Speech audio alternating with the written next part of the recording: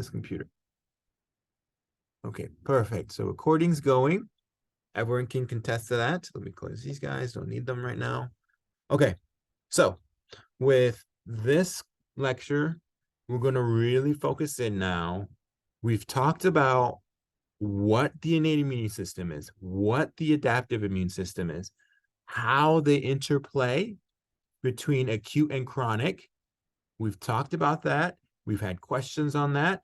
I've gave you questions pertaining to how do you know positive versus double positive when you're looking at CD3 and CD8 and such. So if you have cells that located here, this would be what? Double positive, CD3 and CD8. Are these mature cells or immature cells?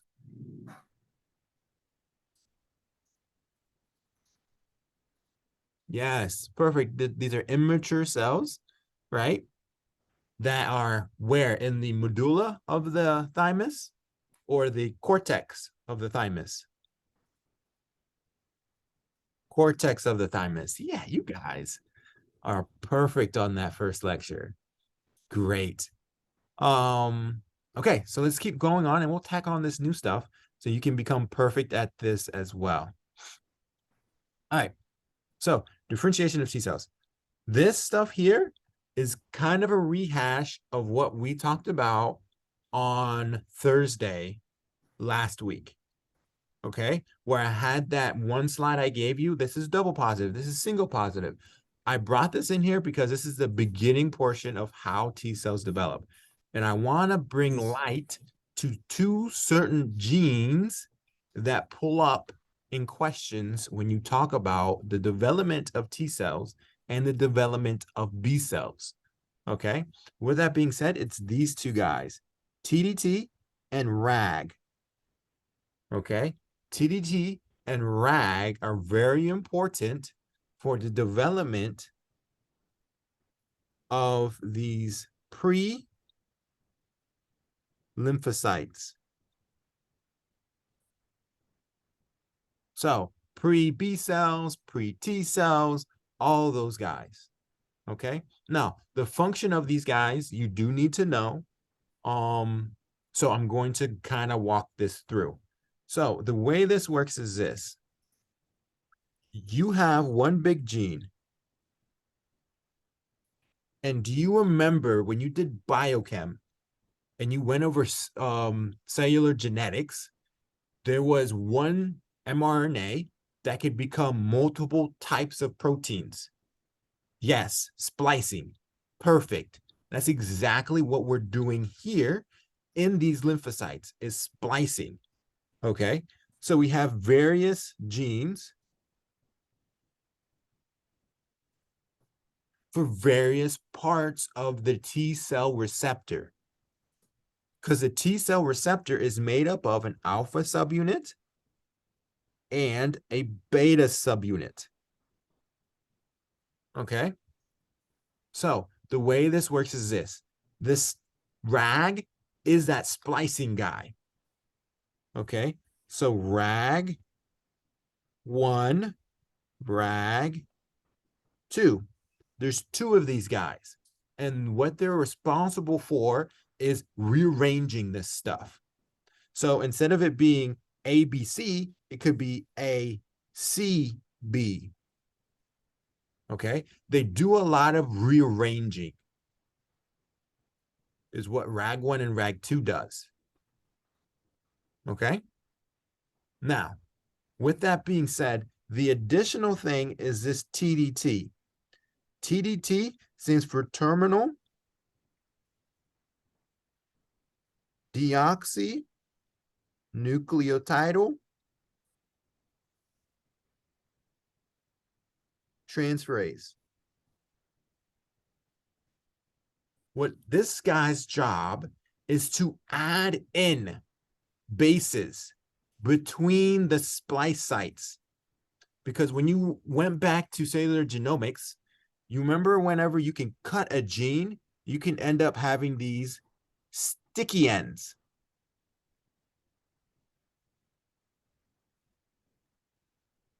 So this would be A, T, we're throwing a G, right? And then this would be T, A, T, A, C. Okay, so these are kind of like the sticky ends of the DNA. Okay. Yes, this is before the poly A tail and the cap. Exactly. Great. Now, this is a real, I'm very happy that you brought that up.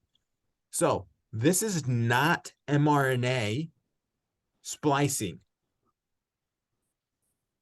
This is DNA.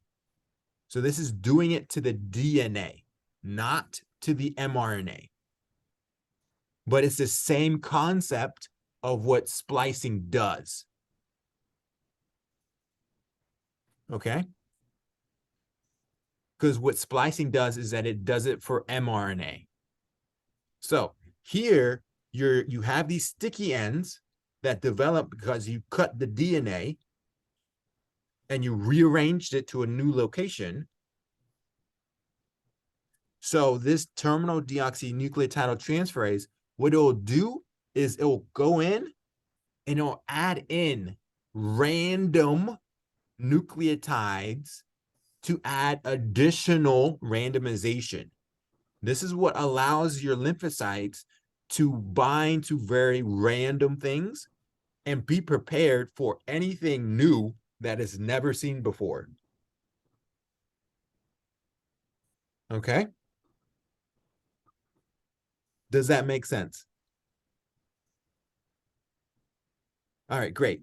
Now, with that being said, what do you think? Yes, this increases the variability. Exactly. What do you think would happen if RAG1 and RAG2 didn't work?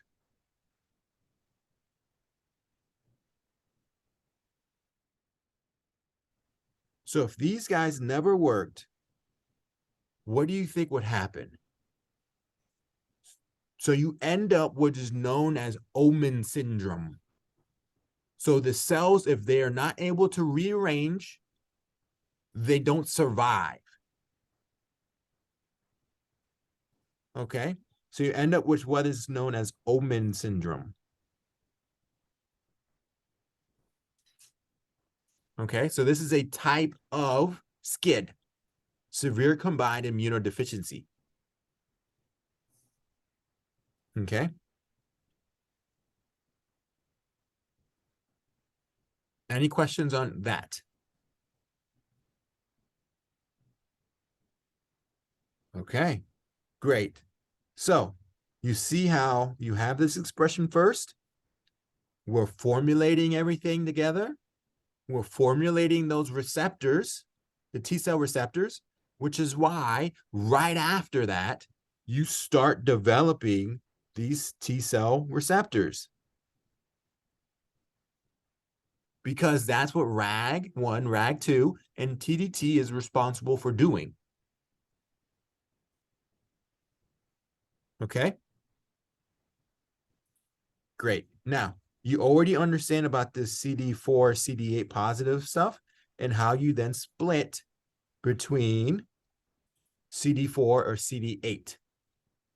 Now, what would determine a T cell to become CD4? What determines a T cell to become CD4?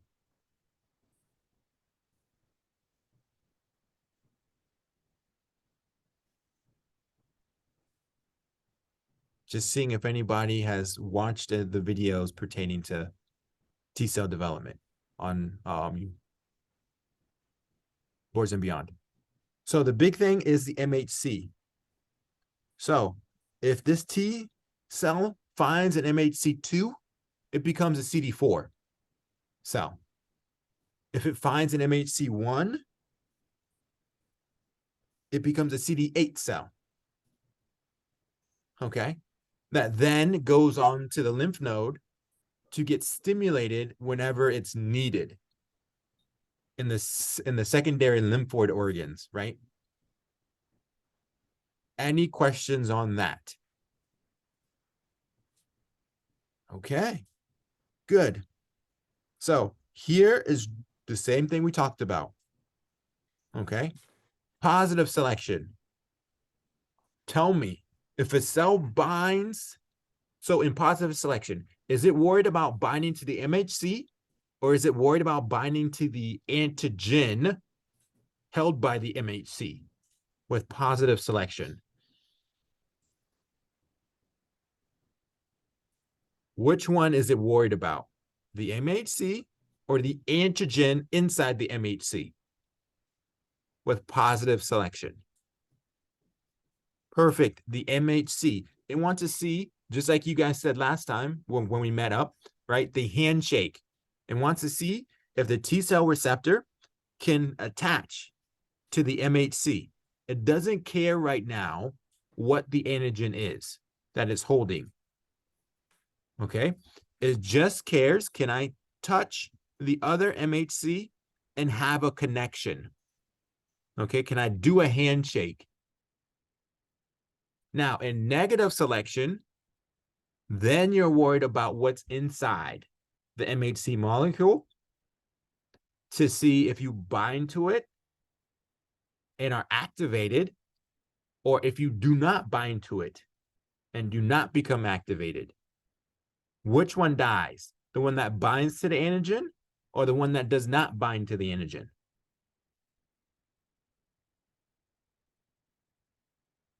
The one that binds to the antigen is the one that dies, because you want to make sure that these MHC molecules are holding in them your normal body cells. So this is normal cellular antigens. So if it binds to this antigen in the thymus, then this is known as autoimmune disease. Yes, this is negative selection. That's why this is called negative instead of positive selection, because the negative depicts you don't want binding. Positive selection, the positive means you want binding. So positive, you want binding, they bind, you live. Negative, you don't want binding, they don't bind, you live. Okay?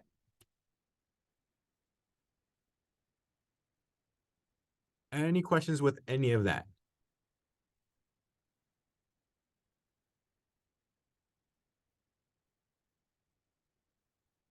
Yes, perfect. Think of it like that. Yeah. Think of it as favorability, right? You want it to be very favorable in the body when you release this guy out. You want him to be able to recognize MHCs so it can see if there's an antigen in it, and you want it to make sure it doesn't attack yourself.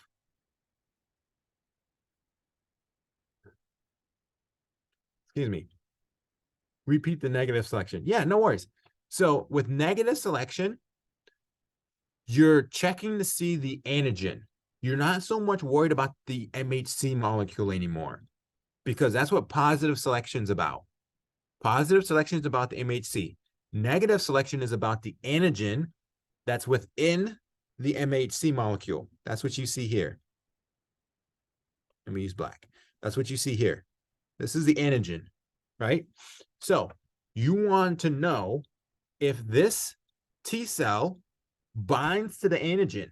If it binds to the antigen and recognizes it, then it dies, because you do not want autoimmune disease in the body. Okay? So you want cells that do not bind to the antigen to prevent autoimmune disease. Okay? Which is why when you have no recognition, you survive and become the respective cell.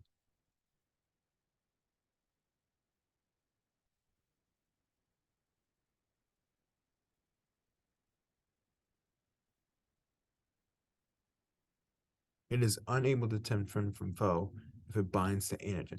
In the thymus, yes. So that's ultimately what you're trying to prevent, right? Now, there is something else very unique in the thymus. You got various glands in the body. Right? You got your pancreas, you have your thyroid gland, you have your pituitary glands, you have your adrenal glands. All these glands, they too have very specific antigens that are not present in the thymus unless you have a certain gene known as the air gene.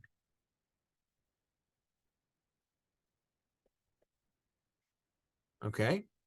This air gene allows your thymus to present antigens that are also present in your pancreas, in your thyroid, in your pituitary gland, in your suprarenal glands. So what do you think would happen if you lose this gene?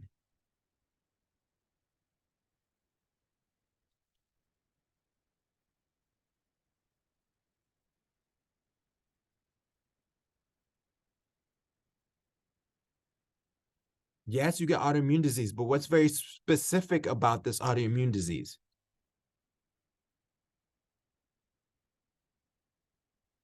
Is it autoimmune disease to all cells? Or is it autoimmune disease to only endocrine glands? Yes, you're getting to what I'm about to say with CHAR, and I love it. So it's autoimmune disease solely to endocrine glands because you lost this air gene. Okay. And that's exactly what is known as autoimmune polyglandular syndromes. So it's not so much that it causes necrosis. Whenever you have chronic inflammation of tissues or of glands, you get more fibrosis. Okay. That is a great question. Okay. But this is how it presents. And it's because of this air gene being lost. Okay. Any questions on that?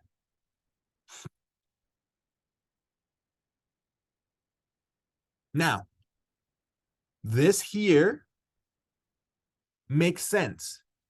You have a normal level of CD4 cells or CD25 cells or CD8 cells. You have a normal amount of these guys because you're not affecting the actual development of these guys.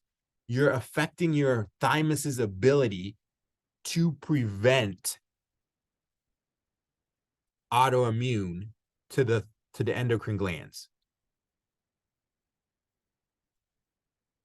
Okay. All right. Good. So let's keep going. All right. So now that's T cells are now developed. So now let's talk about how you formulate different T cells. So for instance, you got Th1, you got Th2, you got Th17. Okay. All these Th cells are different. Okay. Pertaining to CD8 cells, these cells only become one thing: cytotoxic T cells. That's all they become. But the T helper cells become a variety of cells like Th1, Th2, Th17. And they do different functions based on what infection you have. Okay, so let's go over Th1 first. So in Th1, it's mainly an intracellular infection. Okay, when you get an intracellular infection, like a virus or TB that's inside the cells, right? You activate this Th1 pathway. How does it work? Well, just like when we discussed, when we did innate immune system, when you activate macrophages, to the M1 state, you release 5 factors. What are they?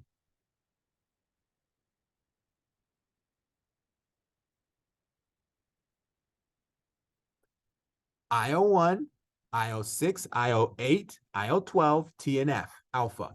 Perfect. And IL-12 is the guy that's responsible for changing these CD4 cells, okay, these naive CD4 cells into Th1. That's what they do. Okay. Now, there is a genetic transcription factor that you do have to remember, because I have seen questions on this. It's TBET. Okay. So IL-12 causes this transcription factor to be expressed inside the nucleus of the CD4 cells to then upregulate various genetic markers to cause it to change into a Th1. Okay. Now, after it's Th1, it releases interferon gamma. And you guys should be able to tell me right off the bat what interferon gamma does.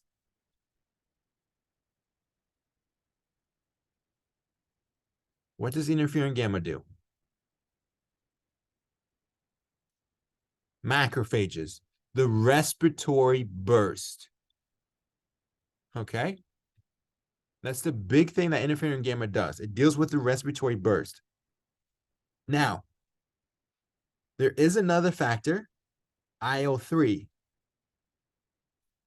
This IL-3, just like we talked about last week, is responsible for the formation of what? Lymphocytes or myeloid pathway.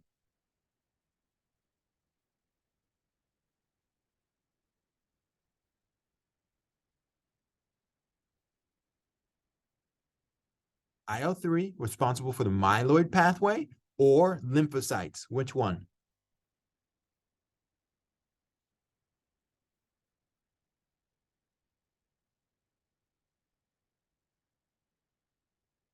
So the lymphocytes was IL-7. Remember, 7 keeps them alive. Okay? IL-3 was the myeloid pathway, which makes sense because you're doing exactly what we're trying to do, which is increase macrophages. So you increase the myeloid pathway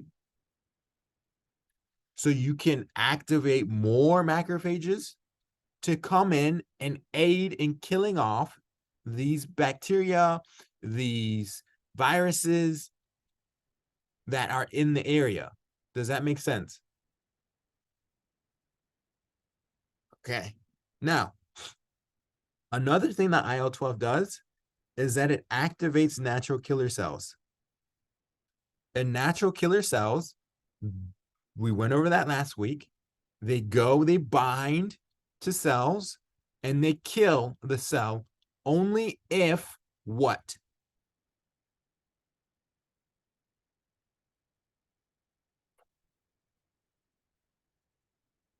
Natural killer cells kill cells only if it does not have an MHC1.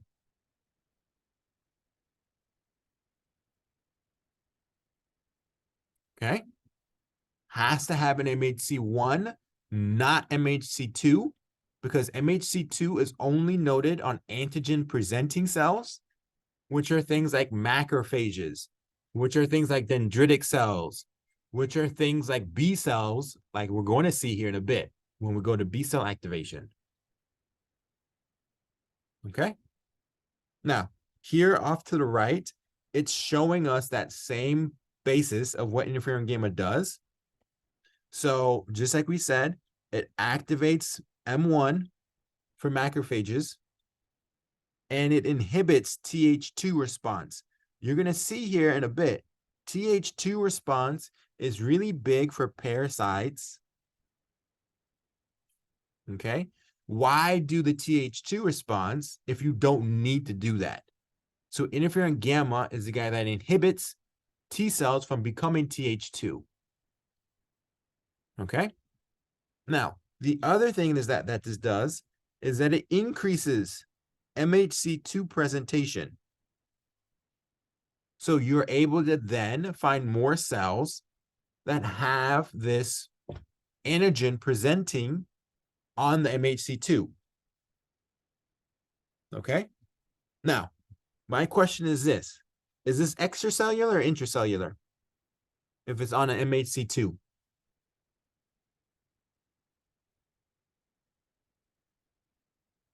Extracellular. 2 is for extracellular. 1 is for intracellular. Okay, good. Now, the last thing is this interferon gamma is also responsible for developing IgG antibodies. Okay, and we're going to talk more about antibodies towards the end. Any questions on this guy?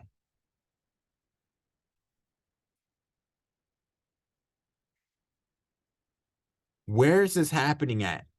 Is this happening in the tissues? Is this happening in the lymph node?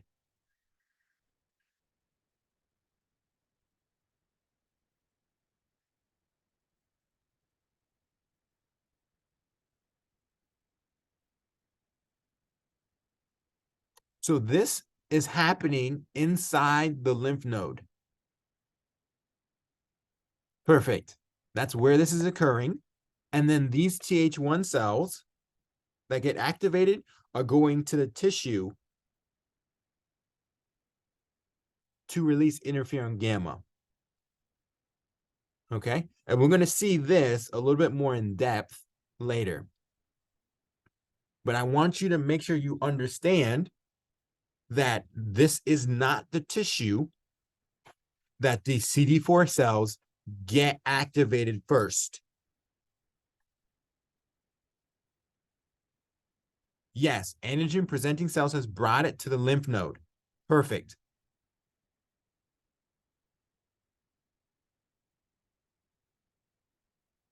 So is it safe to say that it's secreted in the tissue? When you say secreted in the tissue, do you mean interferon gamma?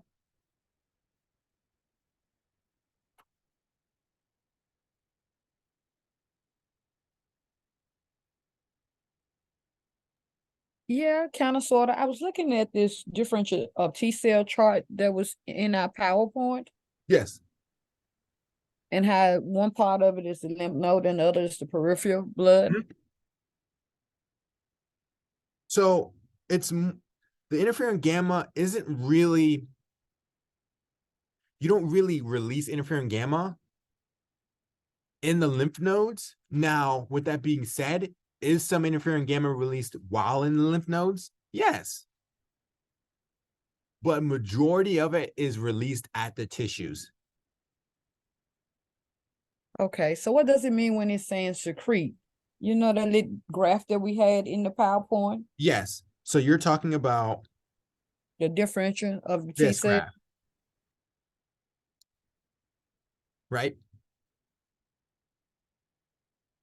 So in this graph, secretes just means that it's making those interleukins and these interferons and releasing them.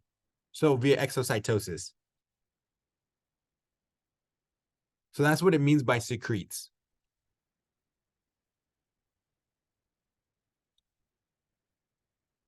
Does that make better sense now? But this is mainly at the tissue. Yes, at the tissue. Okay? Because it doesn't make sense for you to be releasing interferon gamma all the way over in your arm if the issue is your leg. Why are you releasing it in the arm? You see, like that has risks for developing autoimmune diseases. And we're going to talk a little bit about that. Okay, so it's released at the tissue. Good. Now, next one, parasites. You also see this in type 1 hypersensitivity reactions. We'll talk about that next week, which is our last day for immuno. But in hypersensitivities and parasites, you have Th2 cells. Th2 cells get stimulated by IL-4. Now, you're probably sitting here and saying, IL-4 is not released by macrophages. It's IL-1, IL-6, IL-8, IL-12, TNF alpha. Where's IL-4 coming from? This doesn't make no sense. So IL-4 is released whenever you get eosinophils, mast cells, basophils activated. They release IL-4 and they cause these macrophages to become M2 cells and release IL-4 as well. Okay? So it's not so much that these guys are finding something and getting activated initially. It's more of they're getting stimulated by basophils, eosinophils, mast cells, and become M2 cells, which then release IL-4. Okay? Does that make sense? Yes, IL-5 does initiate eosinophils first, but eosinophils also release IL-4 as well, which is why I brought that along. But yes, IL-5 initiates it, bringing in eosinophils, but they also release IL-4. And it's more of a perpetuating cycle with that. And that's why they release IL-4.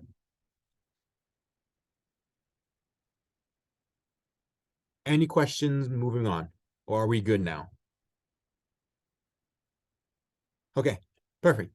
So with that being said, it stimulates the CD4 cells to then become Th2. Okay, Th2 cells then release various interleukins. Just like you see here, IL-4 is here again. Okay, so that is what is the big player in pushing the cycle into more Th2 cells. Okay, IL-3 deals with the bone marrow, just like we discussed. I see your statement. I'm going to do it again. I just want to get through the whole thing first, and then I'll rehash it again. Now, IL-4, what does he do? So just like interferon gamma was a big guy in suppressing Th2 response, IL-4 does the same for Th1. Okay? It is responsible for down-regulating Th1 response. Now, when it comes to IgG and IgA, like with the class modification, IL-4 mainly does IgE. Okay? IgG is mainly from interferon gamma. IgA is mainly IL-5. Okay? That's how these guys are played. Now, you're switching from IgG to IgA. It's more happening between IgM to IgA versus IgG to IgA. Because you always start with IgM and then you get the infection and you get the actual exposure to the interleukins like IL-4, which then changes IgM to IgE or IgM to IgA or IgM to IgG. Now, since you brought up this IgG to IgA, when does that happen? When you get exposed to it a second time. Because sometimes when you get exposed the second time around, some of those plasma cells will undergo hypermutation, and I'm going to show you that later on. When you change the classes from IgG to IgA because of what type of antigen or microbe you're facing. Okay? IgA is very good for binding to extracellular components, especially in your GI tract. Okay? Your GI tract, your nasal mucosa, all those kind of membranous areas, IgA is very good for. Yes, IgG is higher the second time around. You are correct. And we're going to walk through that graph. Good. Man, I'm loving you guys are already like at the end of this. So it's more of just clarifying these concepts. I love it, man. You guys are going to be perfect on this stuff. Now, extracellular infections. Here is more of bacteria, right? So when you get bacteria, what is the main cell you need to kill this guy off?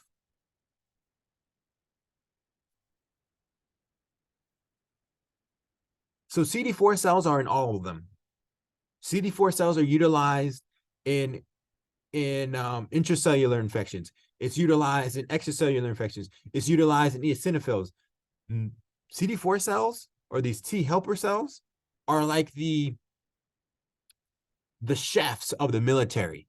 Every military has a chef or a cook that cooks for the militant, for those people who work, right? But without the cook, the army isn't so well, right? They start to not function properly.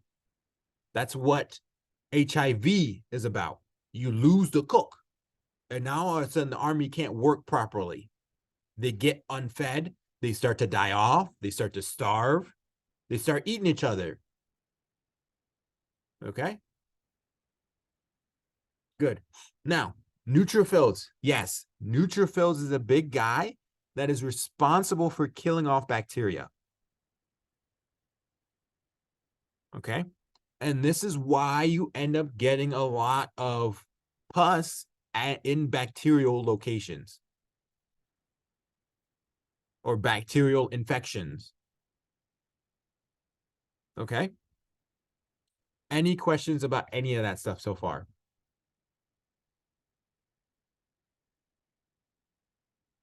Clean up on. Yeah, so neutrophils is a big guy. Now, what are the guys that are responsible for this?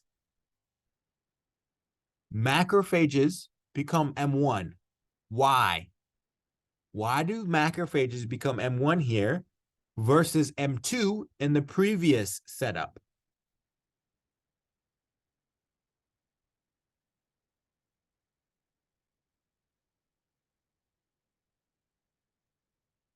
So remember, in the previous setup, macrophages are there, but they're not the initial guys that get responsive. Okay? They're not the initial guys. The initial guys that respond in this is things like eosinophils, basophils, mast cells.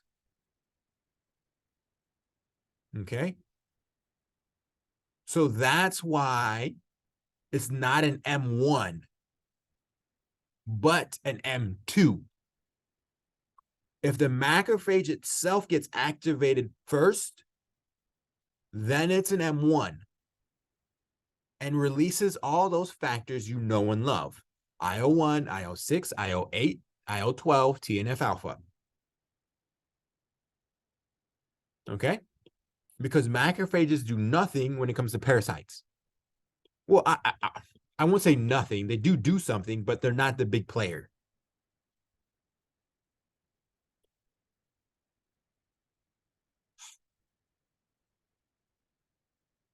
So would this be via damp?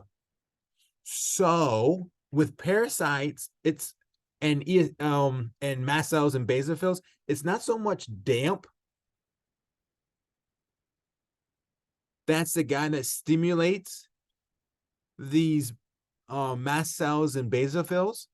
It's more of the antibodies that bind to the parasite that then bind to mast cells and basophils to cause them to degranulate. Okay. And when they degranulate, they release IL-4 as well as other factors to stimulate naive macrophages to become M2. Yes, M2 is more damage predominant because it's responsible for decreasing the inflammation. That's what M2s are responsible for. And we're going to get more into that later when we start talking about autoimmune diseases and pathology, because this is where you get into this idea of TGF beta and fibrosis. Okay. But M2 do that, but we're mainly focused on right now how they get activated and how do they activate CD4 cells. So when you actually have the infection initially, and you can see that here, TGF beta, and then IL-10 is another big guy. These are anti-inflammatory markers. Okay. All right, good. Now, back to this one. Extracellular infection you get. So you get M1, and from that, you utilize IL-1, IL-6. Okay. From that, you change CD4 cells to Th17. These guys are very big on activating neutrophils. Okay. He stimulates neutrophils to come to the location of the infection. Okay. So you can see here how IL-17 stimulates cells to produce IL-1, IL-6, TNF alpha, which causes neutrophils to then enter the site of infection. This is no different than the rolling, sticking stuff we talked about last week with the adhesion and the expressions of the ICAMs and VCAMs with IL-1 and TNF alpha. Okay. Now, the next thing is IL-17 and IL-22 also deals with increasing your innate defense. This isn't that big of a thing, but it is there, and it does play a part in like increasing your gastric mucosal lining, increasing gastric acid, increasing saliva secretions. All these things do play a part in it, in trying to decrease bacterial infections. Okay. Now, the last thing is IL-21, which helps to propagate more Th17s. Now, you can see in all of these guys that we talked about, the big thing is a positive loop, positive feedback loop. Th1 gets activated, which then activates more Th1 cells to become activated. Th2 cells get activated, which causes more Th2 cells to become activated. Th17 cells get activated, which causes more Th17 cells to get activated. Okay? This is a positive feedback loop. This is very important to point out because you don't see that very often. A lot of times you see the opposite, where things increase and then the opposite inhibits it, which is a negative feedback loop. But in your immune system, you got a lot of positive feedback loops. Okay? So now comes the big question. If you got a lot of positive feedback loops, what is causing your immune system to then stop after the infection's over?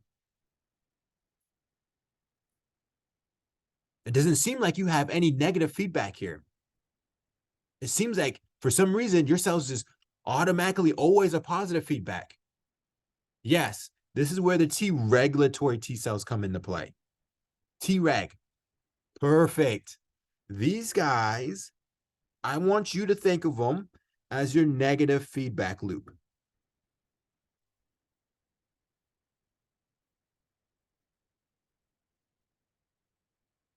Okay, that's how I want you to think of it. Now, it's a little bit more complex than that, but essentially, this is what it does. It suppresses the immune response. It dampens down the activity of your immune system. So your body has a lot of positive feedback, gets really big, kills off the infection, and then Treg cells bring it back down with negative feedback. Okay? Any questions with that? No. Perfect. Now, how do you end up getting this Treg? So Treg cells are cells that get stimulated by TGF beta. Now, TGF beta, if you can recall, comes from M2 cells. And M2 cells are the guys that are big for anti-inflammation. Okay? So these M2 cells are the kind of trigger to tell the body, okay, whatever it was that we had infection-wise is now past, and we now need to decrease our immune response and go into more of a repair manner or a repair state. Okay? Because you need to decrease inflammation before you can start repairing the area. Are you following along so far? Okay, great. Now, the markers for this is FOXP3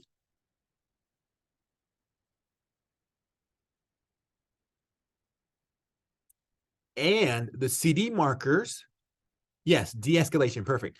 The CD marker is CD25 positive.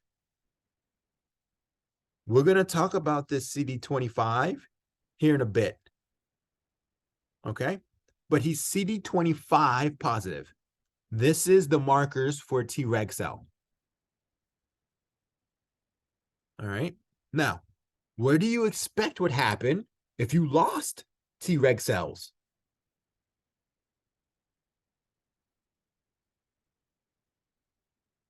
Yes, autoimmune disease. Perfect.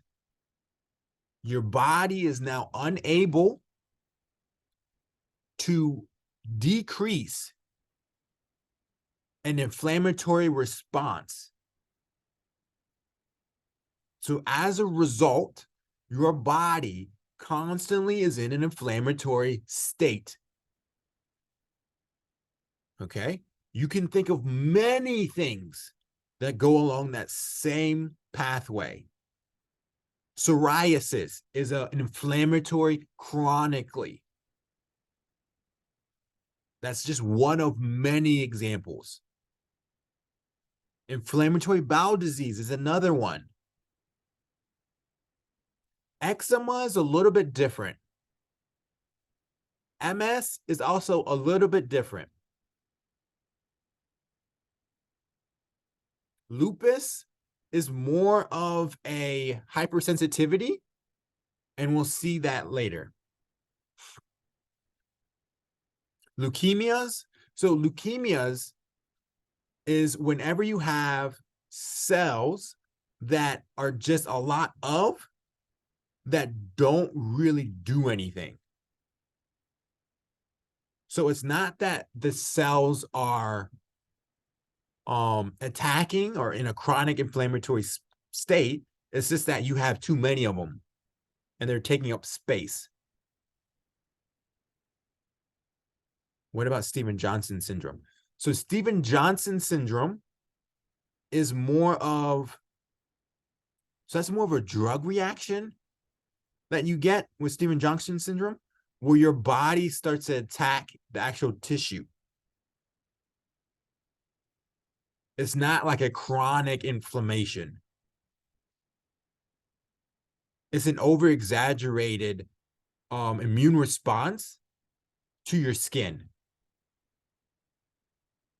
Yeah, kind of like red man syndrome a little bit. Hashimoto's, yes, that's more pertaining to an autoimmune disease. So that would be more glandular, right? Where that'd be more towards the idea of that air gene loss. But you can also see that here with IPEX disease.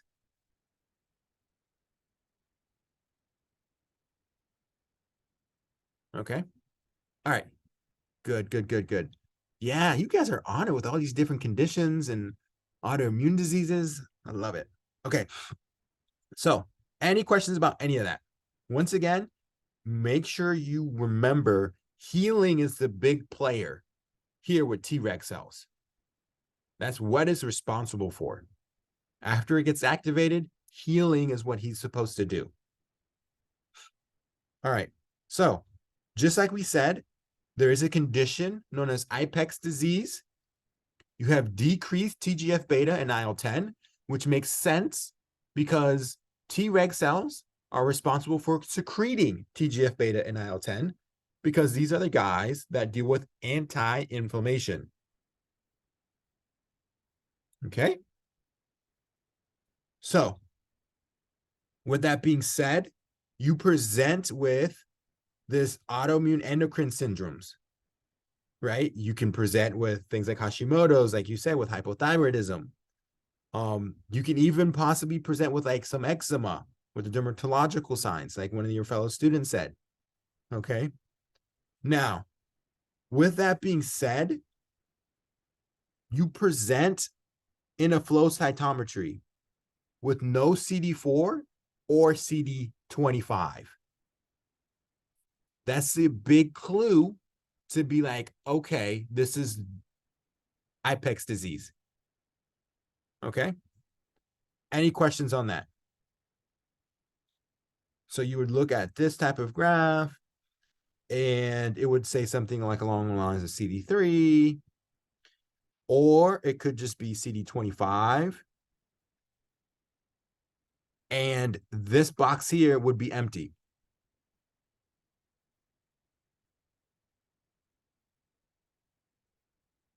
Okay. Because CD25 or Treg cells are not present. All right, perfect.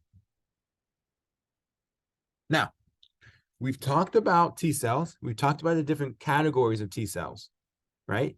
Those are the categories you need to make sure you know. And my advice to you is this. Look at what type of infection they get and base that. The CD4 will follow. If you get a viral infection, then it's going to be more CD or TH1, right? If you get more of a bacterial infection, then you're going to get more of a TH17 response, as well as some TH2 response because you're going to be producing IgA. Okay? So that is my advice to you when it comes to what TH marker is this going to be. TH1, TH2, TH17.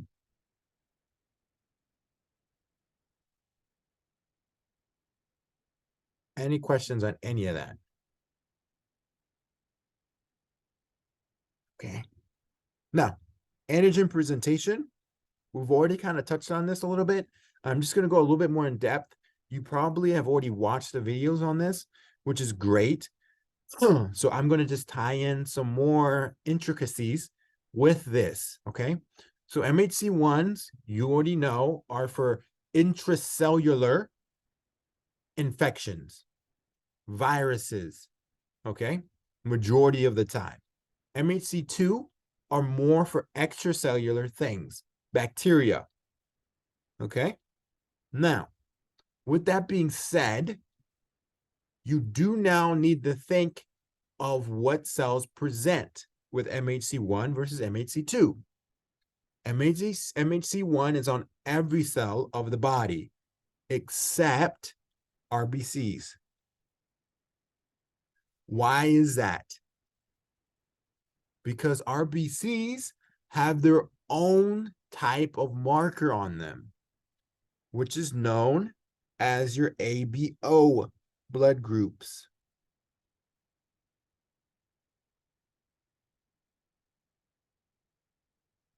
So you don't have MHC1 here. Instead, you have ABO blood groups that do the same function. They don't present things, but they help show the body that is normal. And they're supposed to be there. Okay? Now, when you look at the actual MHC molecule, you can see in an MHC1,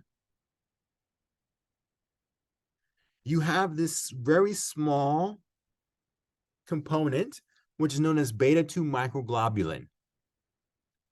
Pay very close attention that this guy does not play any part in the antigen binding location. Okay? So if there's a mutation in beta-2 microglobulin, there is not an issue with the peptide presentation. Okay? Because there are two different locations. However, in an MHC2, if you mutate either one of these guys, you make it so the antigen or peptide can no longer bind. Okay? Now, the last thing I'm going to preface is that all these antigens that we're talking about that are presented on MHC1 and MHC2 are proteins.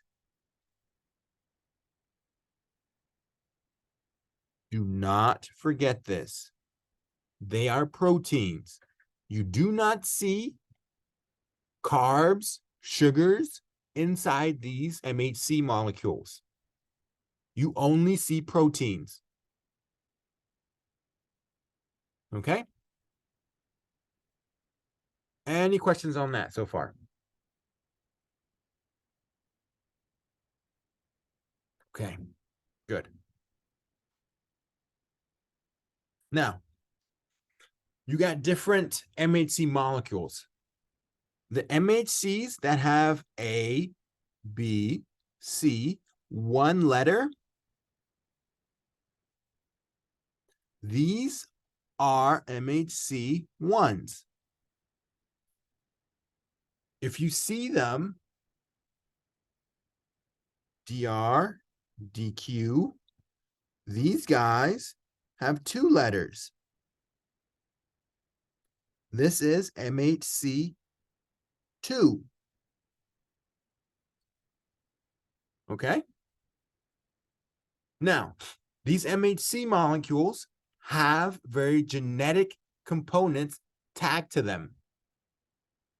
This is where you get a lot of the rheumatological as well as autoimmune diseases passed on from generations. Okay? For instance, you got things like B27 with psoriatic arthritis. I'm sorry, I'm about to sneeze. Bless me.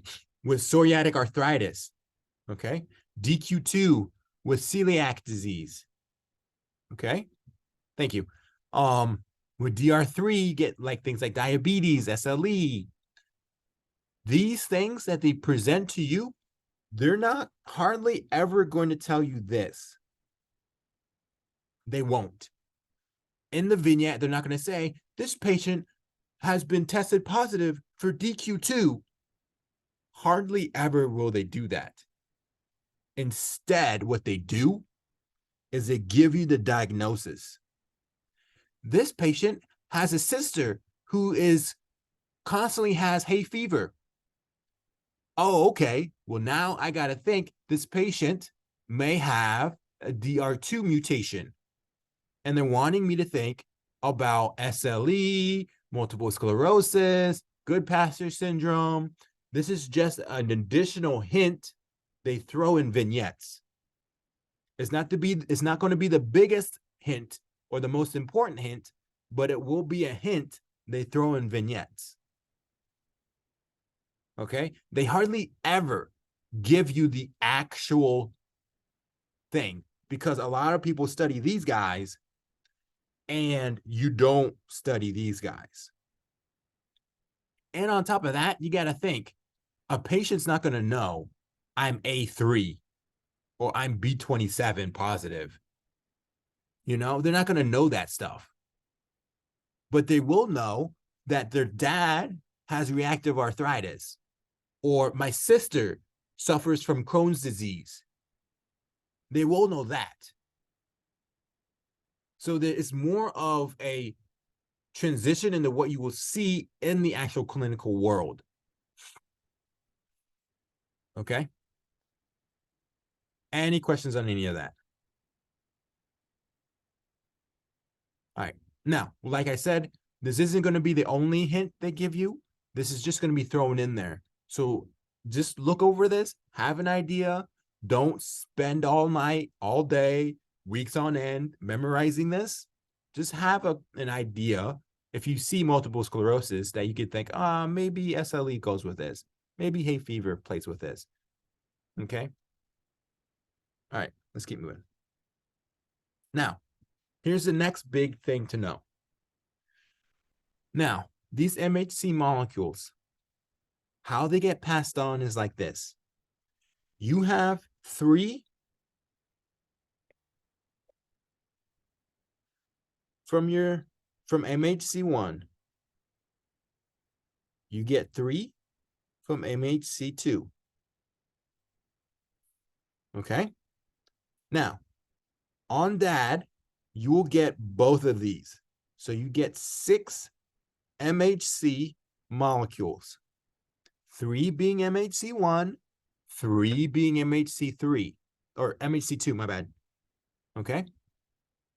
And both of those are noted on 1 chromosome. Okay?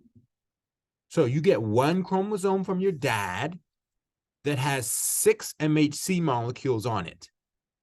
You get 1 chromosome set from your mom that has 6 MHC molecules on it.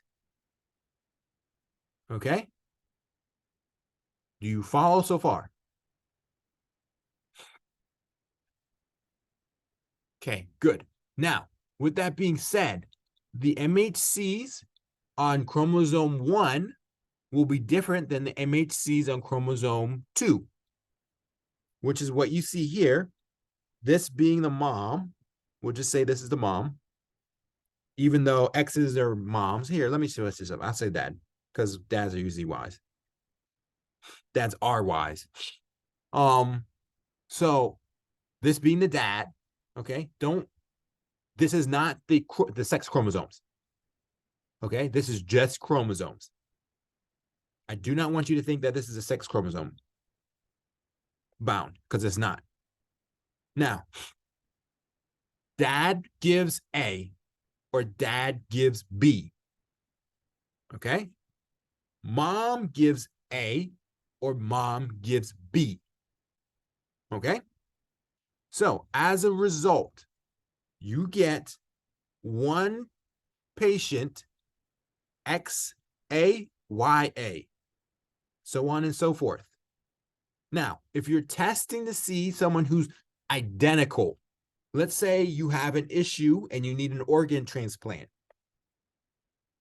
Now, you need to find someone who has the same MHC as you do.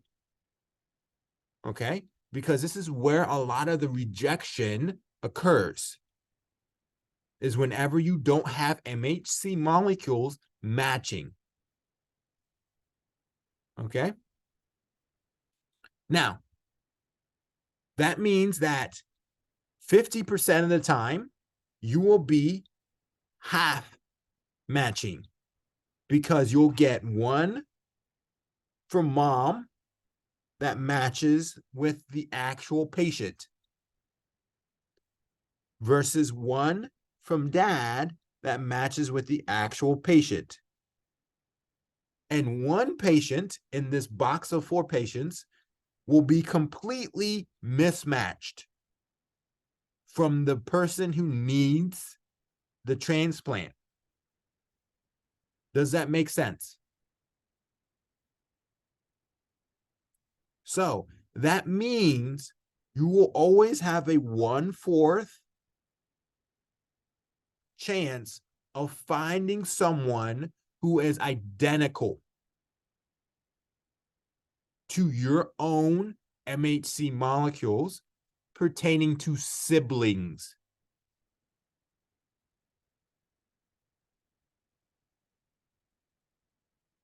Good?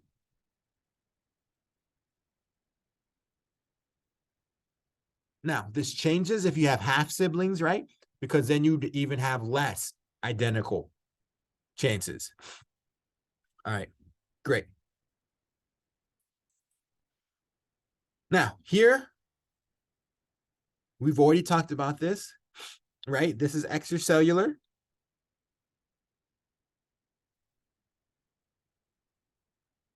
So it's, oh no, yeah, extracellular. So as a result, it's presented here, right? And it presents on an MHC2.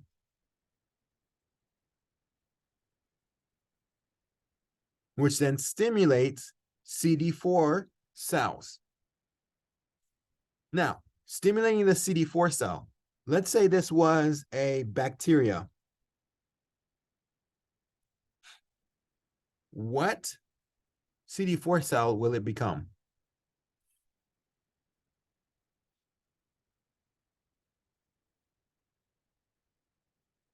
So CD4 is just the overarching setup.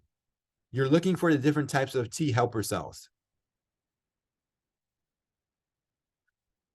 So Th1, Th2, Th17. Yes, Th. So if this was bacteria, this would be more Th17. Okay? Remember, you have to think what the infection is. Okay? Do not think, oh, this is Th1 because it's coming from the extracellular space. You got to know the source. Perfect. If it's a virus, because it could be the same thing, and this could be a virus instead. If this was a virus passing through this same pathway, then it'd be Th1. Okay? If it's eosinophils, then you get Th2s. Source of infection. Perfect. I love that. Now, here we're looking at viruses pertaining to activation of CD8 cells. Okay? Let me clarify real quick, because I don't want you guys to think. So viruses, the actual intracellular virus, is never presented on an MHC2. Okay? This guy's never presented on MHC2. However, if let's say a cell here has a virus inside of it and it dies, a part of its tissue and proteins will present some of that viral protein. That is what this is. Okay, do not think that viruses intracellularly are presented on MHC2 because that's not right. Okay, it's these viral proteins that come from died cells that get eaten up by APC cells to present on MHC2s. Yeah, so kind of like virions. Yeah, perfect. Kind of like virions, the things that are floating around in the actual extracellular matrix or extracellular space, not the stuff inside the cell.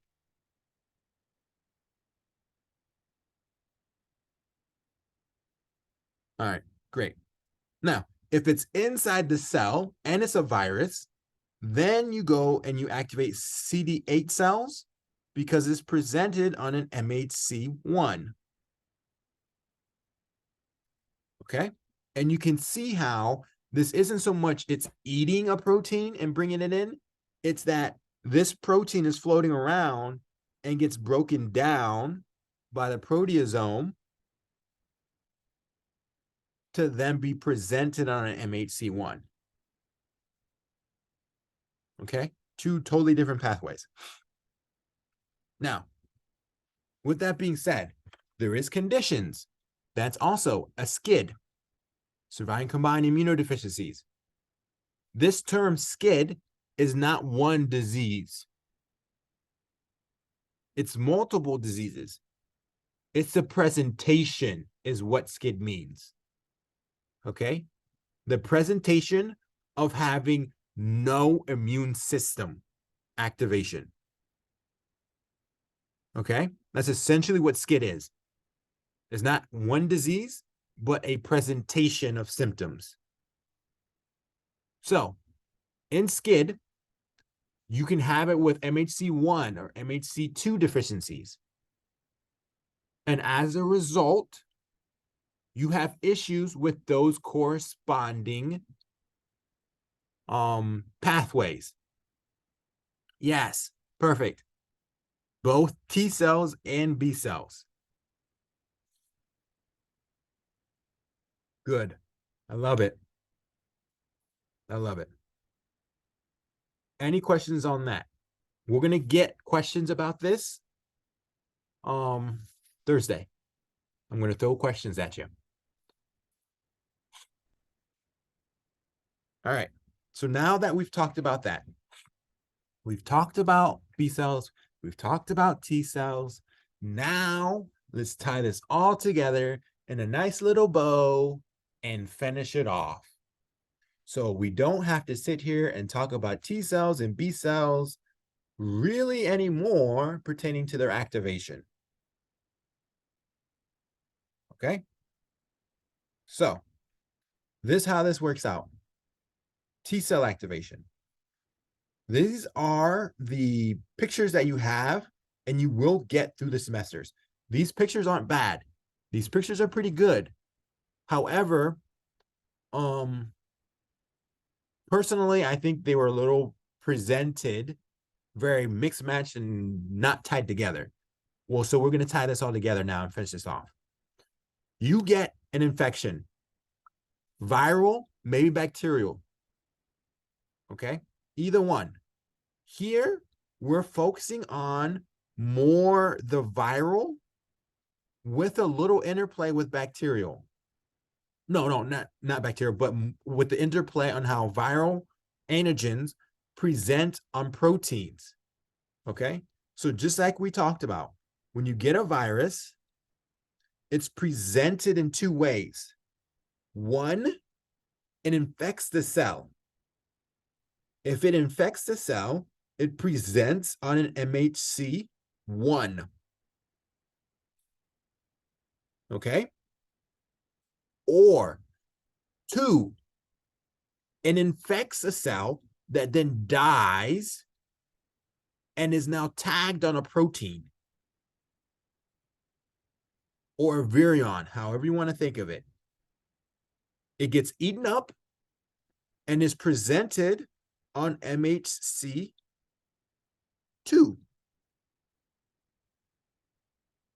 Now, with that being said, why is this important?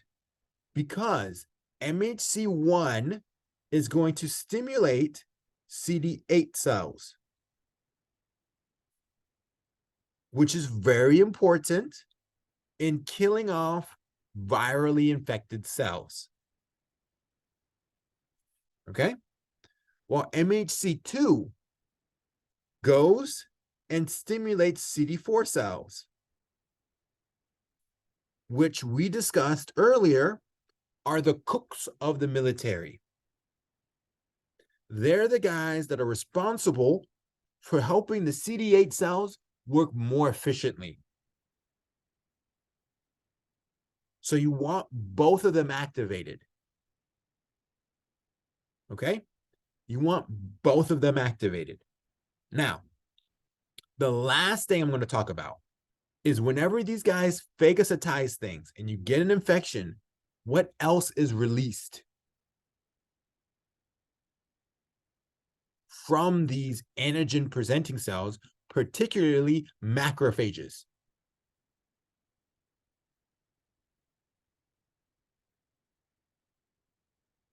Pro-inflammatory markers, yes. IL-1, IL-6, IL-8, IL-12, E and F alpha. Now, from this aspect, these guys are going to do another very important thing. They cause the macrophage to present on the cell something what is known as B7.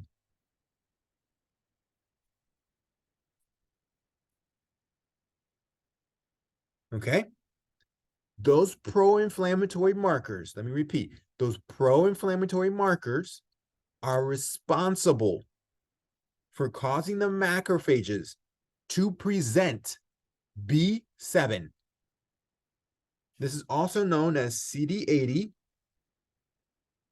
CD86. Okay?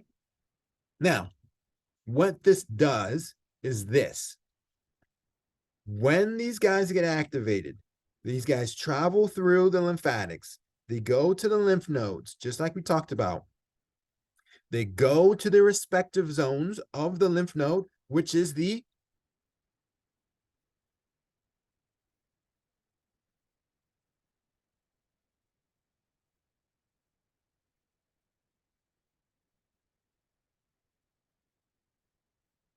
which region of the lymph node that these macrophages travel to? The paracortex.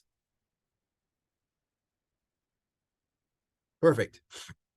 So they travel to the paracortex of the lymph node to find these naive T cells and to activate them. Okay? Following along so far. Now, when they find a naive T cell that matches with the antigen from the bacteria or virus, in this case, it stimulates the naive T cell in a two-wave process. One signal it gets from the MHC1 or MHC2. That's the first signal. The second signal is from this B7 binding to CD28. You need both signals for this T cell to become active. If you only have one and not the other, you never become active. Okay? So if a T cell is exposed to an MHC molecule with an antigen from a virus, but you do not have a B7 present, the T cell does not become activated. Okay? Good? Now, The next thing is this. If that's the case, and the T cell becomes activated only when B7 is present, then what's going on with autoimmune diseases? Because you only have naive T cells getting activated when B7 is present. You can have autoreactive T cells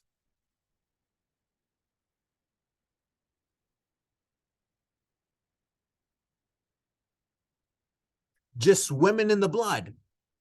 And if you never have an autoreactive T cell run across a macrophage that has a B7 present with it as well, they will never become activated. And you will never have an autoimmune disease. Now, with that being said, you're going to learn when we go over autoimmune diseases later that the preceding thing that must always happens with an autoimmune diseases is that it's precipitated at the very beginning by something like trauma or something like infection, like a virus, one of those things that causes first to cause B7 to be activated on the macrophage. So now these autoreactive T cells can now get activated. Does that make sense? We're going to go over it again when we do autoimmune diseases, because this is the main player that precedes all autoimmune, well, I won't say all, but a majority of the autoimmune disorders. Yes, it requires a trigger, like a trauma or a virus, to cause you to have these pro-inflammatory markers and express B7. I cannot stress that enough. Now, this activates the T cell. Okay?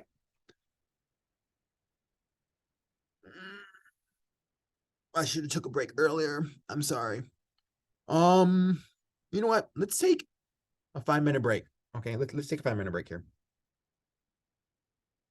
Because now the next piece is just what this T cell becomes after it becomes activated.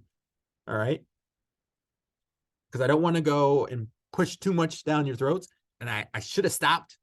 I'm sorry. You guys can yell at me and be like, hey, we need a break. I should have stopped before we started T cells.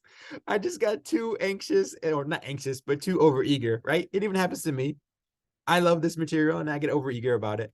But I don't want to, I understand it can be too much for people who are getting this the first time.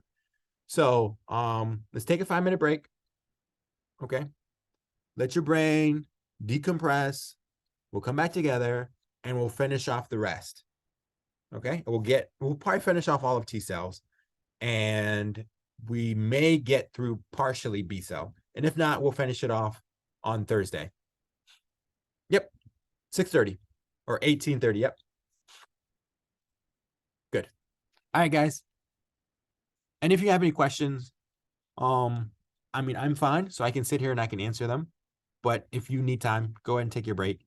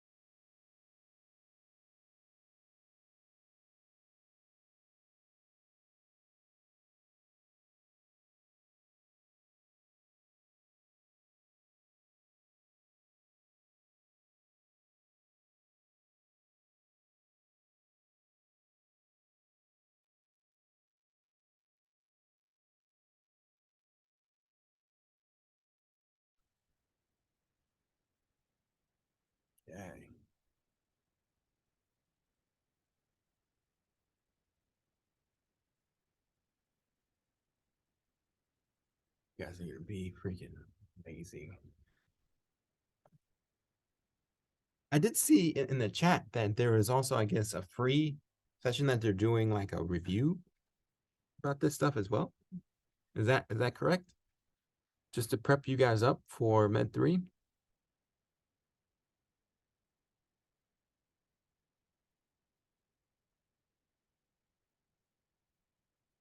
Maybe so.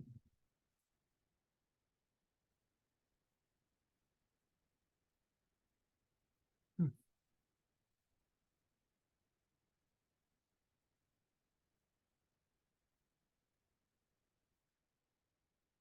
Oh, that's nice.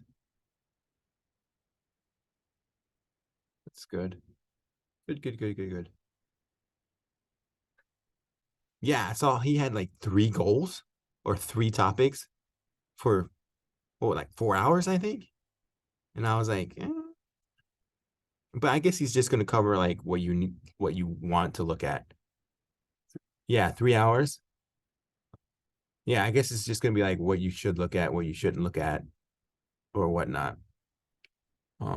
Because I don't see how you're gonna be able to go through much in 3 hours, especially since you're doing bacterial, virology, all of that in 3 hours. Like, no, that's not gonna work. But I can see the benefit if he's gonna say, look at this, don't look at that. Okay, so let's keep going. Remember what I said?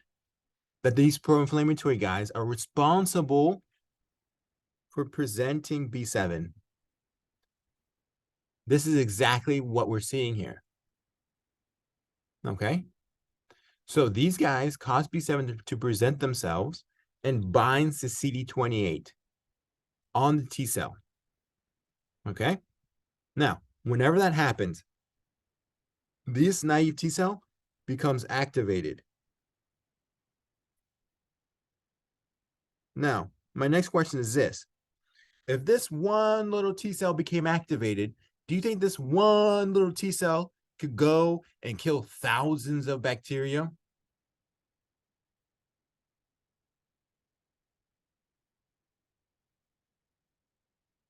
Yeah. Unless you're LeBron James, you're not going to do too much.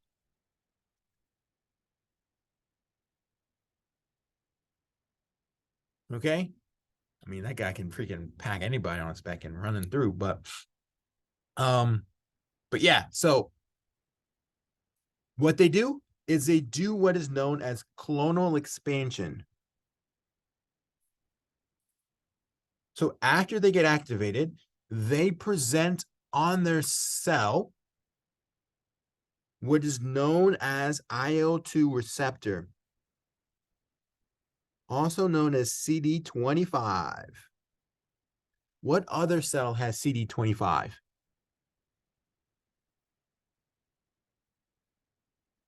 Treg, exactly. So what happens is this.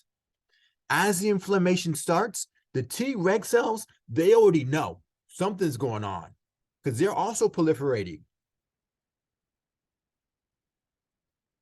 Okay. So they're already kind of preemptively getting ready, like, stuff's about to pop off. Let me get the police ready to calm this down after this is done. Okay. So that's exactly what's happening. Not only are you proliferating the actual effect cell, being the Th1, Th2, CD8 cells, you're also proliferating the Treg cells to get ready for decreasing the inflammation after the infection's done. Okay? Now, with that being said, you can see that here, how you have this IO2 being presented to both guys. Now, my question is this.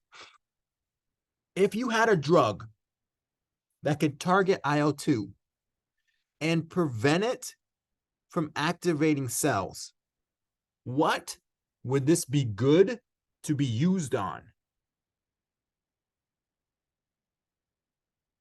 Transplant rejection. Perfect. Good, good, good. And we're going to talk a little bit about those guys later on. You got things like cyclophosphamide, tacrolimus, sirolimus. These guys literally target this pathway. Okay? With transplant rejection. All right. Now, there's another guy that's present, particularly on the CD4. Think of it like this.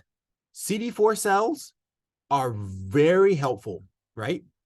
So, since they're very helpful, they get a whole new signaling molecule on their surface. Since they're so important, they get a whole new signaling molecule. And this whole new signaling molecule is known as CD40 ligand. Okay? Now, what ends up happening is this. CD40 ligand is presented on CD4 positive cells. Okay? So, when you get the first signal, boop, and you get the second signal, boop, you become activated, right? And when CD4 cells become activated, they present this CD40 ligand. Okay, so I want you to think of this as two separate locations. This is the lymph node, this is the tissue.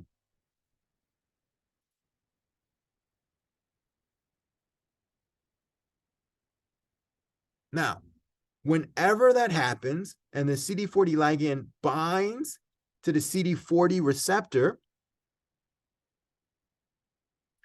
that's whenever you get various cytokines released to then activate the T cells.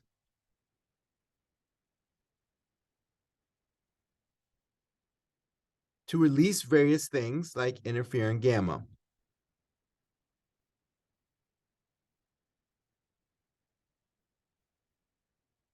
Okay? But the big thing is this, CD40 ligand is only presented after the T cell is activated. If the T cell is not activated, CD40 ligand is never presented. Okay? And it's in the tissue when the CD40 ligand binds to the CD40s and the T cell receptor binds to the MHC, do you get activation in the tissue to release various cytokines. Because essentially you have this immune cell traveling around the blood looking for the antigen that activated it. Right? That's what they're doing. So they go to the tissue that you have the infection. Dendritic cells or macrophages have eaten up this guy that has activated the T cell, and then they present it to the T cell. But the T cell then says, "Oh, okay, this is the thing I'm looking for, that I'm looking for. But before I can release my cytokines to you, I need another marker, which is a CD40 ligand."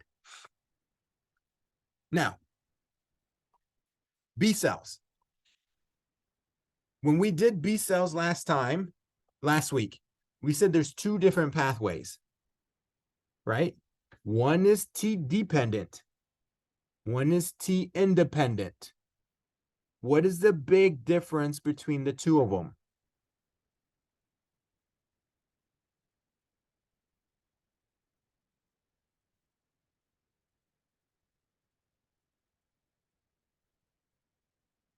Antigens, be more specific.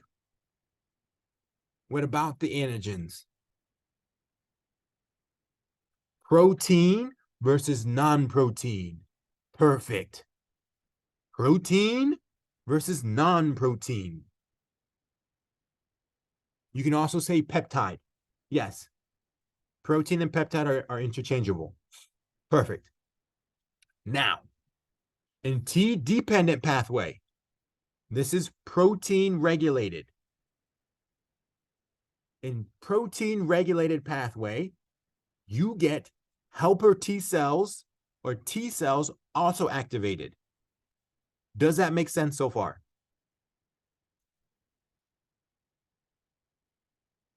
Okay. Now, in T independent, no T cells get activated because it's not a peptide and is never presented on MHC molecules.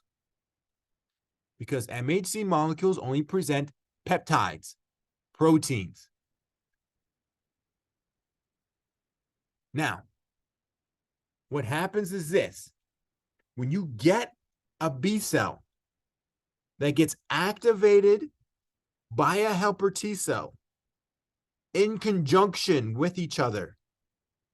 So this is a protein antigen. You get what is known as somatic hypermutation and isotype switching.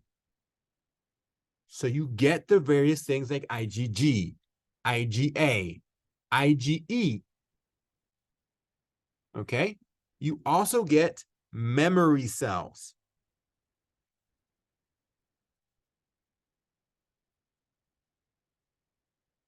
Okay? Now, in the independent pathway, you never present with T cells, so they never undergo isotype switching. You never have memory cells, and you only present IgM. So which one can you tell me is better? T dependent, T independent?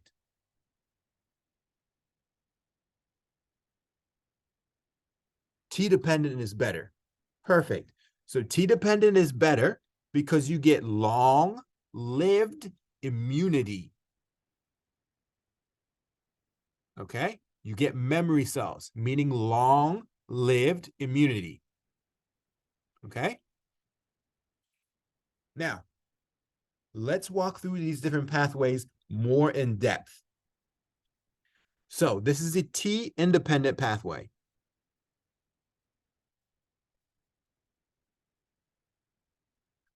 What ends up happening is this. These naive B cells, they require two signals, just like T cells do. What are the two signals that T cells need?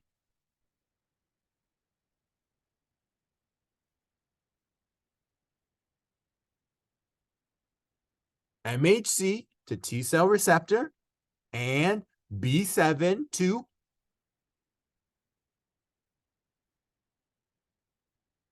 what on the T cell? B7 to CD28. What's another CD marker for B7?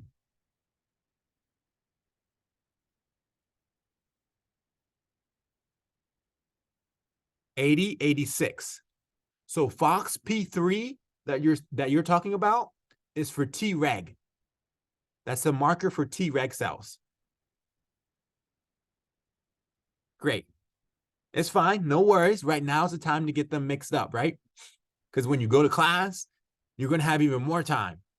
And if you have more issues, you can clear it out there. But by then, you're probably going to be like, I already know this stuff. FOXP3, that's in Treg cells. CD25, that's for what interleukin?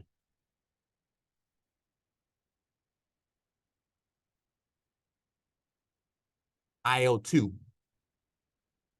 IL-2. CD25 is for IL-2. Yep, IL-2. IL-2 binds to CD25. Perfect. All right, so let's continue. So you get two signals here as well. One signal comes from the CD14 toll-like receptor 4. Okay. The other signal comes from either the antibody binding with it, the actual microbe, or the CD markers binding with the actual microbe. Either way, what secondary signaling molecule gets increased inside the naive B cell?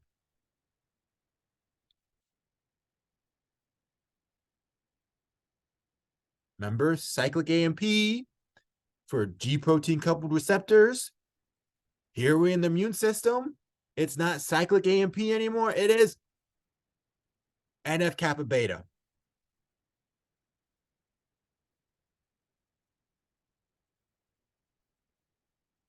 This is the guy that gets upregulated when you get stimulated from your two signaling pathways, either CD14 and the CD21, or CD14 and the antibody, or the antibody and the CD21, either of them.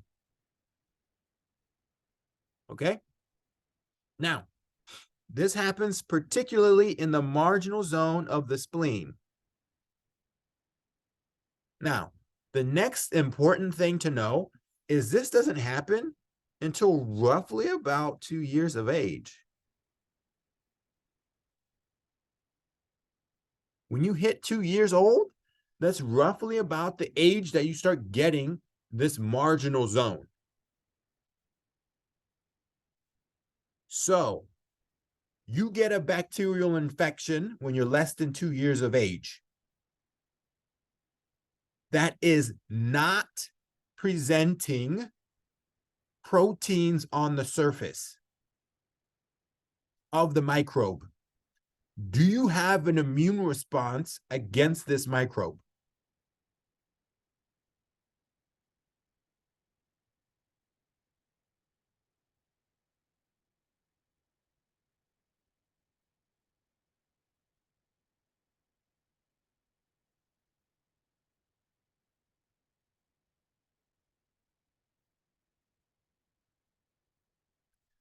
So, IgM, let's break this out. First of all, IgM doesn't come from the mom. Only IgG comes from the mom. And innate immunity, yes, does work. But we're thinking adaptive immunity here. Do you have an adaptive immunity response to this microbe? No. So that means any child that's less than 2 years of age that gets infected with a microbe that doesn't have a protein on the surface essentially is vulnerable to any bacteria that doesn't have a protein on the outside. Do you see how dangerous this is? This is why babies were dying in the handfuls, because there weren't any vaccines for these bugs, because you don't have a very good marginal zone, so you can't fight them, and the T cell response, the adaptive immunity, doesn't work unless you have a protein. So this is a big kind of area where vaccines came into play, and I'll talk about the very unique vaccine we came about, which is known as a conjugated vaccine. All right, so now let's talk about this. So here's the B cell.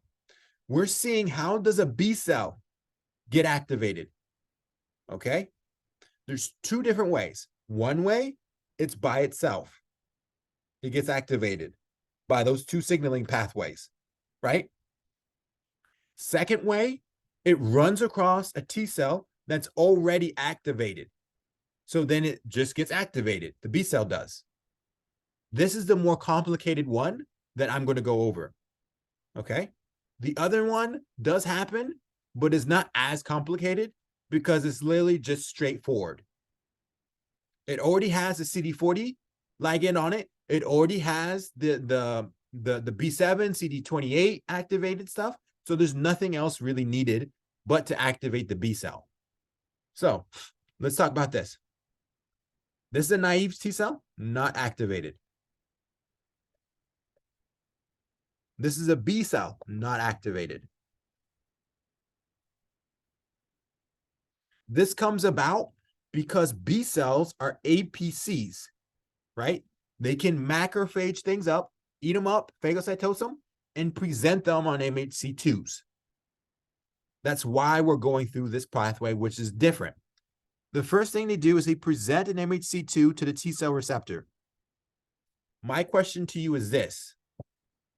This is a primary signal, but for which cell?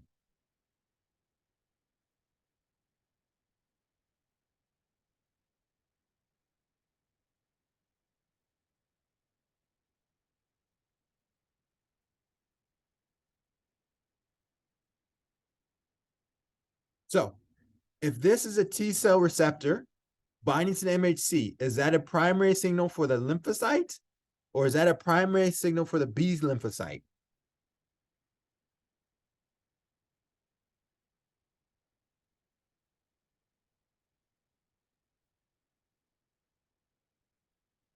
Good, good, good, good. So this is the primary signal for the B lymphocyte to then present on the cell B7. Okay. So now that it presents B7 on the outside of it, what ends up happening is you signal now the T lymphocyte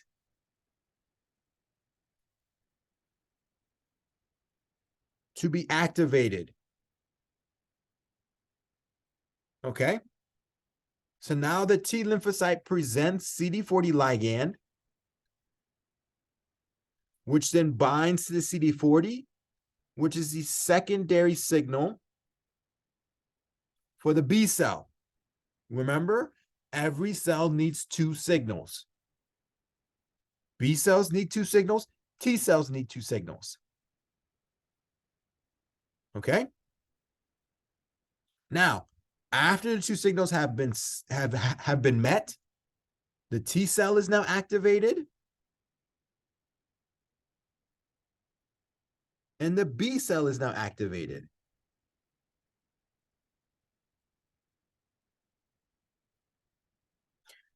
So this B7 to CD28 is the secondary signal for the lymphocyte.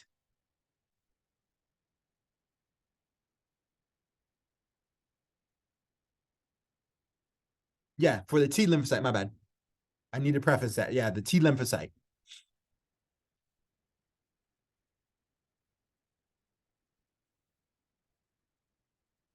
While the CD40 to CD40 ligand is the secondary stimulus for the B cell.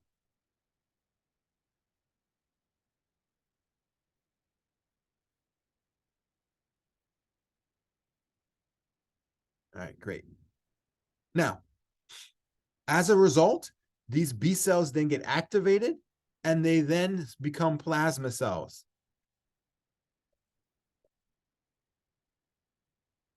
My question is this: what cytokine do you think this is?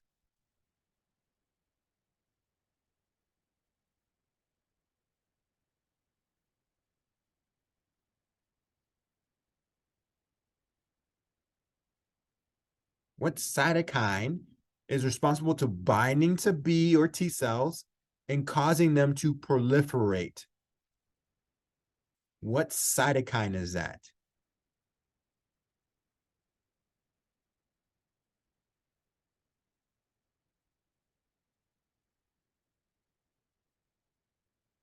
So this is IL-2. Because remember, IL-2 is the guy that's responsible for causing B and T cells to proliferate. That's what we discussed earlier with when we said that one T cell, if he was to get activated, would he be able to take on thousands? No. IL-2 gets released. He then proliferates and becomes many. Okay, so it's the same concept here. These B cells get IL-2 and then they become many. Now, these many cells and these plasma cells that get developed, do they release IgM, IgG, IgE or IgA?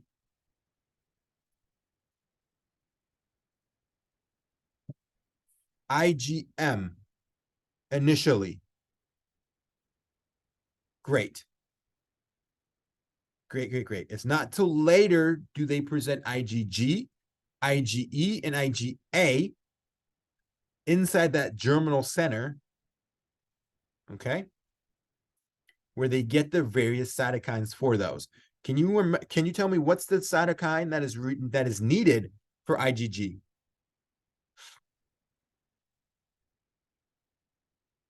What cytokine has to hit the B cell for it to then produce IgG?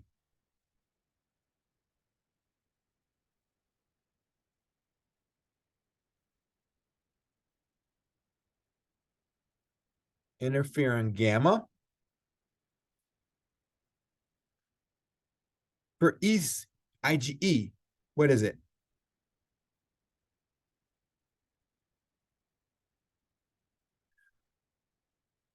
IL-4. For A is IL-5.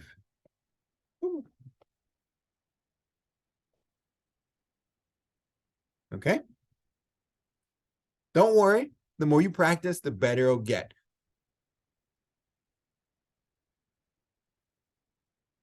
Okay. Good. All right. Now, this here is just showing you the same thing I've already talked to you about. There's nothing different here. I literally did this here, but expanded it so much more because you need to know the more, not just this. Okay. Now, can I finish this? We only got 3 minutes left. I'm going to leave this because I don't want to start something brand new that's going to take on a good 10, 15 minutes to go over and then rush through it. I'll leave the T cell function and the B cell function for later, for Thursday. But you've now gone over how they get activated. Can you reclaim our time on Thursday? Yes, we're going to go over this stuff on Thursday, without a doubt.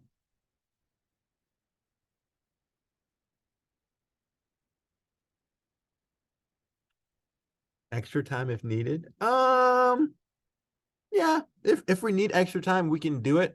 But I don't see us needing extra time because we're going to do the T cell tissue function and the last thing, and then it'll just be the Socrative like we did last time. And then we'll go over the questions. You'll get access to the questions beforehand. So a lot of the questions don't take up that much time. Because you guys get it so early, you knock it out before we even show up. Okay? So it makes it so much easier for us to go through the questions. Now, does anyone have any questions on any of the stuff we talked about today? I know, and I apologize, we weren't able to go through the function at the tissue. But this stuff up here, we were able to get through. Okay? We're going to talk about vaccines down here. You know what? I could probably talk about this. Because people may have left. So I got the vaccines here that we'll talk about that ties in with this stuff that we discussed up here. Okay? So keep this on the back of your mind. Marginal zone, spleen, not till 2 years of age. So you are vulnerable to bacteria that do not present proteins. And on top of that, you have no memory here, no memory cells. So you're more likely to get those infections repeatedly as well. Okay, versus the T-dependent pathway, you are less likely to get reinfections because these guys produce memory cells.